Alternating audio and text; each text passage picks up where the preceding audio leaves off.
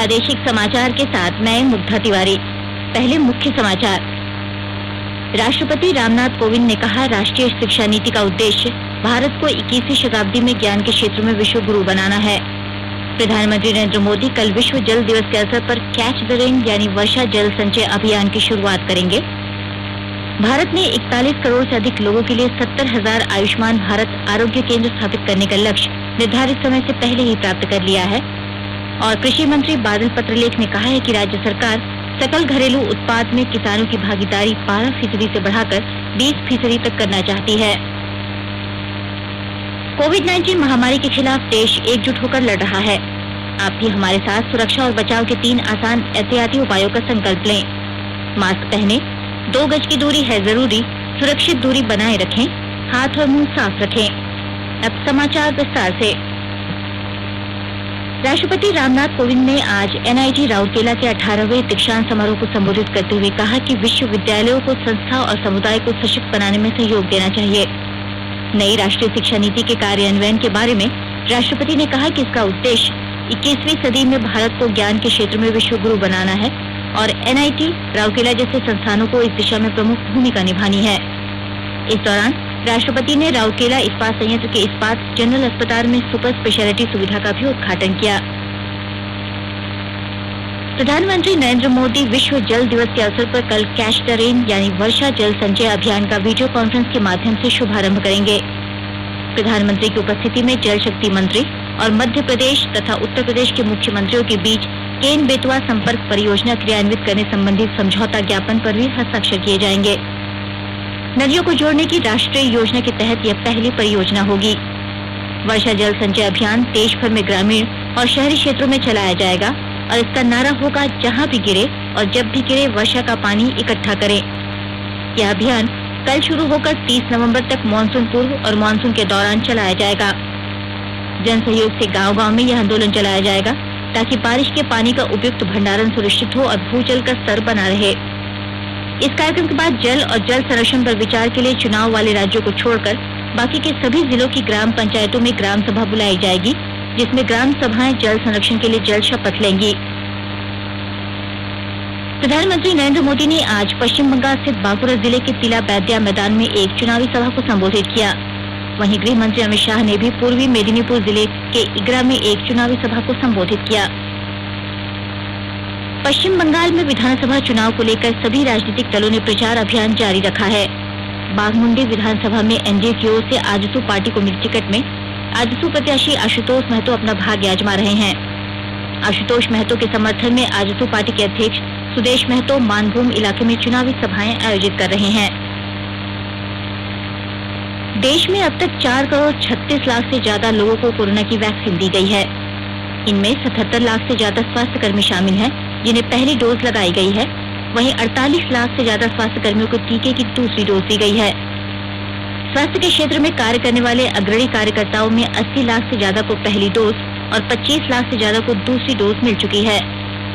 अब तक 60 वर्ष से अधिक उम्र के 1 करोड़ 69 लाख से ज्यादा लोगों को कोरोना के टीके लगाए जा चुके हैं। विभिन्न रोगों से ग्रसित 45 वर्ष से अधिक उम्र के करीब 35 लाख लोगों को भी कोरोना की वैक्सीन दी जा चुकी है। राष्ट्रव्यापी कोविड टीकाकरण अभियान के अंतर्गत कल 16,12,000 से ज्यादा लोगों को टीके लगाए गए। स्वास्थ्य विभाग ने कल से पूरे राज्य में पंचायत स्तर तक कोरोना टीकाकरण का विशेष अभियान शुरू किया है। इसके तहत राज्य के लगभग 800 पंचायतों में टीकाकरण शुरू किया गया है। इस अभियान के तहत कल एक दिन में रिकॉर्ड 1,20,528 लोगों को टीके का पहला डोज दिया गया। प्रदेश में अब तक का ही एक ही दिन में किया गया यह सबसे बड़ा टीकाकरण है। स्वास्थ्य विभाग के अनुसार कल 1,43,000 लोगों को टीका लगाने का लक्ष्य निर्धारित किया गया था, जिसका 84% लक्ष्य पूरा कर लिया गया। कल हुए टीकाकरण अभियान में 60 वर्ष से अधिक आयु के 99,030 बुजुर्गों ने टीका लिया। वहीं 45 से 59 वर्ष के 16,685 लोगों ने भी टीका लिया। दूसरी ओर 4,813 स्वास्थ्य के क्षेत्र में कार्यरत अग्रणी कार्यकर्ताओं को भी टीका लगाया गया। पंचायत स्तरीय विशेष कोविड-19 टीकाकरण अभियान 3 चरणों में 27 मार्च तक चलेगा। इसके लिए सभी जिलों की पंचायतों में टीकाकरण केंद्र बनाया गया है। कोडरमा जिले के मरकच्चो स्वास्थ्य केंद्र में आज 107 वर्ष की एक महिला को कोरोना वैक्सीन का पहला डोज दिया गया। कोडरमा के सिविल सर्जन डॉक्टर AB प्रसाद ने बताया कि महिला मकीना खातून मरकच्चू प्रखंड के भोजपुर गांव की रहने वाली हैं। टीकाकरण के बाद लगभग आधे घंटे तक उन्हें ऑब्जर्वेशन में रखा गया था। वैक्सीन लेने के बाद महिला का स्वास्थ्य सामान्य है। धनबाद जिला प्रशासन स्वास्थ्य सेवाओं को बेहतर बनाने के लिए district mineral foundation trust DFMT के फंड से चिकित्सकों व स्वास्थ्य कर्मियों की नियुक्ति करेगा। और ब्यौरे के साथ हमारे धनबाद संवाददाता। धनबाद में सरकारी स्वास्थ्य सेवा को बेहतर करने के लिए DMFT फंड से 128 चिकित्सकों व 358 स्वास्थ्य कर्मियों की बहाली होगी। इनमें 68 मेडिकल अफसर व 60 विशेषज्ञ चिकित्सक शामिल होंगे। वहीं 200 वार्ड बॉय व dresser, 158 nurse, lab technician, pharmacist बहाल होंगे। उपायुक्त उमाशंकर सिंह ने बताया कि बहाली की प्रक्रिया 10 दिनों में शुरू कर दी जाएगी। इसके लिए विज्ञापन निकाले जाएंगे। जिला प्रशासन की कोशिश है कि मई के अंत या जून महीने की शुरुआत में प्रक्रिया पूरी कर ली जाए। उन्होंने कहा कि जिले वासियों को बेहतर सेवा उपलब्ध कराने के लिए प्रशासन लगातार कोशिश कर रहा है। यह बहाली NRHM के निर्देशों के अनुसार की जाएगी। मालूम हो कि DMFT फंड से वर्ष 2017 में भी सदर अस्पताल के लिए 299 डॉक्टर और कर्मचारियों की बहाली की गई थी, लेकिन फिलहाल 148 कर्मचारी ही यहाँ सेवा दे रहे हैं। दीपक, आकाशवाणी समाचार, धनबाद। केंद्रीय पर्यावरण, वन और जलवायु परिवर्तन मंत्री प्रकाश जावड़ेकर ने कहा है कि नई नगर वन योजना शहरी वनों के विस्तार में मदद करेगी। आज अंतर्राष्ट्रीय वन दिवस के अवसर पर श्री जावड़ेकर ने कहा कि इस योजना से शहरों और गांवों में वन क्षेत्रों का समान रूप से विकास हो सकेगा। उन्होंने भारत के लगभग हर ग्राम समूह के आसपास वन क्षेत्रों के विकास और उनकी देखभाल की परंपरा का उल्लेख किया। नगर वन योजना के पहले चरण में 200 शहरों में नगर वन विकसित किए जाएंगे। जैसा कि आपको मालूम है कि संयुक्त राष्ट्र महासभा ने 2012 में 21 मार्च के दिन को अंतर्राष्ट्रीय वन दिवस मनाने की घोषणा की थी।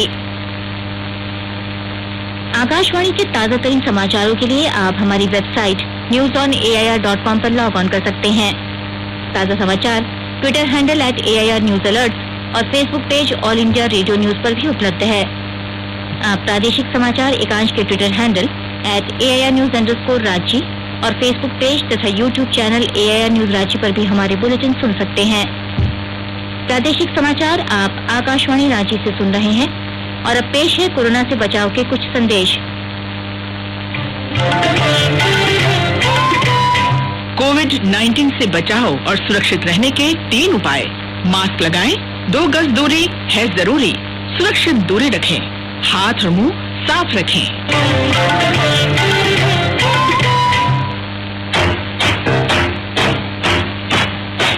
चलो मिलकर एक शुरुआत करें, चलो एक फैसला आज करें, मास्क नहीं तो टोकेंगे, कोरोना को रोकेंगे, चलो एक इरादा करते हैं, चलो एक इरादा करते हैं, मास्क नहीं तो टोकेंगे, कोरोना को रोकेंगे। भारत सरकार द्वारा जनहित में जारी।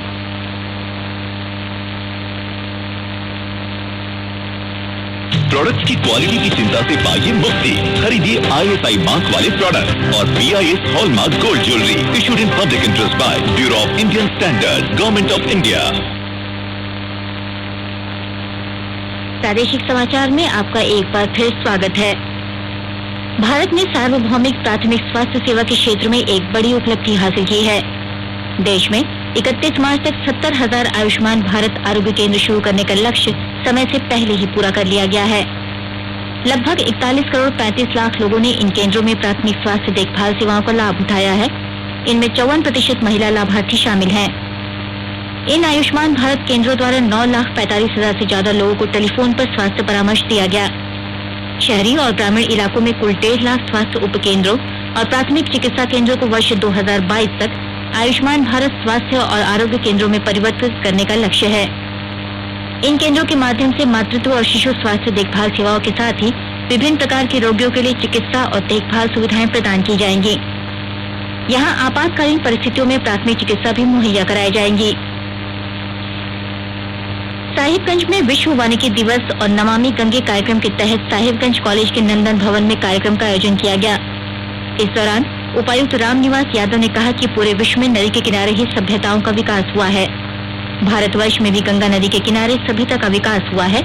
गंगा नदी को संरक्षित करना सबकी सामूहिक जिम्मेदारी है।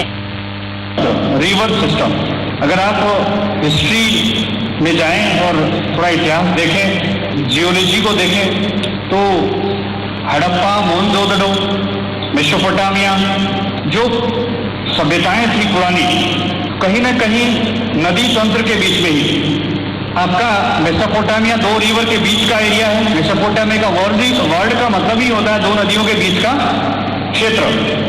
दूसरा, जैसा कि हम लोग को, जब हम लोग ज्योग्राफी में पढ़ते हैं कि गंगा नदी का ओरिजिन कैसे हुआ, कैसे ये नदी इतनी बड़ी क्षेत्र में बहती है, तो हम लोग पढ़ते हैं इसके जो उद्गम का जो पढ़ते हैं उसमें इंडो ब्रह्म पंचक कहा जाता है कि वैदिक काल में पहले एक बहुत बड़ी नदी हुआ करती थी जिसको नाम था इंडो ब्रह्म।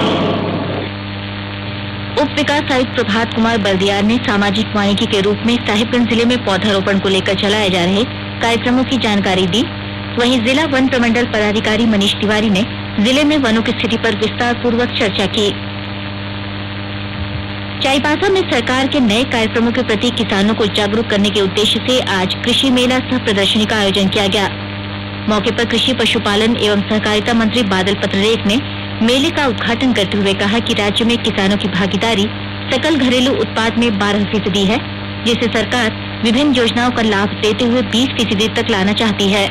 किसानों को संबोधित करते हुए मंत्री जोबा मांझी ने कहा कि राज्य सरकार द्वारा चलाई जा रही योजनाओं का लाभ किसानों को लेना चाहिए और अपने उत्पादनों को बढ़ाकर आर्थिक स्थिति को मजबूत करना चाहिए। मौके पर सांसद गीता कोड़ा ने जहां किसानों के लिए खाद्य प्रसंस्करण उद्योग एवं कोल्ड स्टोरेज बनाए जाने की बात कही, वहीं विधायक दीपक बिरुआ ने किसानों के लिए और भी सुविधाएं बढ़ाने की जरूरत पर बल दिया। रखा गया इस बार बजट में जो दुग्ध उत्पादक है उनको प्रोत्साहन देने के लिए प्रति लीटर सरकार की ओर से 1 रुपया प्रोत्साहन राशि पर लीटर देने का घोषणा किया गया है। साथ ही गौ मुक्ति धाम, क्लस्टर, बिरसा गांव, इन सब की योजनाएं आपको आने वाले दिनों में देखने को मिलेगा। किसानों के पास सबसे बड़ी समस्या है कि हम उपजा तो लेते हैं, उचित दाम नहीं मिलता। सब्जियों के MSP तय करने के लिए कमेटी बना दी गई है, सरकार इसके लिए विचार कर रही है। कृषि नीति भी बन रहा है, कृषि निर्यात नीति भी राउंड द कॉर्नर है। ये हमारी सरकार का विजन है जो आपके लिए काम कर रही है। सरकार का कृषि कैलेंडर आज तक नहीं बनाता, लेकिन इस साल से कैलेंडर तैयार है। 25 मई को अनुदानित दर पर बीज प्रखंड में माननीय विधायक, जिला परिषद मुखिया, इन सबके हाथों वितरित कर दिया जाएगा। गुमला जिले के बसिया प्रखंड क्षेत्र स्थित कोनबीर गांव में झालसा रांची की ओर से कानूनी जागरूकता शिविर का आयोजन किया गया। गुमला के प्रधान जिला सत्र न्यायाधीश सह जिला विधिक सेवा प्राधिकार के अध्यक्ष संजय कुमार चंद्रियावी के निर्देश पर आयोजित इस शिविर में PLP जोसेफ किंडो के द्वारा डायन प्रतिषेध अधिनियम पर विस्तार से चर्चा की गई। उन्होंने बताया कि डायन जैसी सामाजिक बुराई को मिटाने के लिए डायन प्रतिषेध अधिनियम बनाया गया, लेकिन अब भी पिछड़े इलाकों में अक्सर इस तरह की घटनाएं देखी जाती हैं जो दुखद है। उन्होंने डायन प्रतिषेध अधिनियम पर चर्चा करते हुए कहा कि इसके अनुसार यदि कोई व्यक्ति अपने शब्दों और कार्यों से किसी महिला को डायन होने का आरोप लगाता है, किसी को ऐसा बोलने के लिए उकसाता है या शारीरिक तथा मानसिक रूप से प्रताड़ित करता है, तो आरोपी को जेल की सजा के साथ ही आर्थिक रूप से भी जुर्माना भरना पड़ेगा। खूंटी के समीप स्थित कोबरा 209 बटालियन के जवानों ने विश्व जल दिवस को ध्यान में रखते हुए रांची खूंटी रोड में खूंटी जोड़ा पुल स्थित कांची नदी में स्वच्छता अभियान चलाया। इस क्रम में कोबरा के जवान कांची नदी के पानी से कचरों को साफ किया। बताया गया कि राष्ट्रीय राजमार्ग होने के कारण आने जाने वाले राहगीर और बड़े छोटे वाहनों के यात्री नदियों में कूड़े कचरे फेंकते हैं, जिसके कारण कांची नदी में गंदगी जमा होती है। कोबरा के जवानों ने बताया कि नदी का पानी स्वच्छ होगा तो जलीय जीव जंतु भी सुरक्षित होंगे और स्वच्छ नदी का पानी जानवरों के पीने के काम आएगा। अंत में मुख्य समाचार एक बार फिर।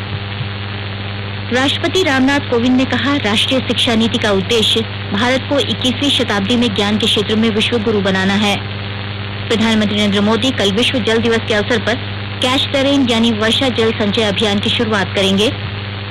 भारत ने 41 करोड़ से अधिक लोगों के लिए 70,000 आयुष्मान भारत आरोग्य केंद्र स्थापित करने का लक्ष्य निर्धारित समय से पहले ही प्राप्त कर लिया है।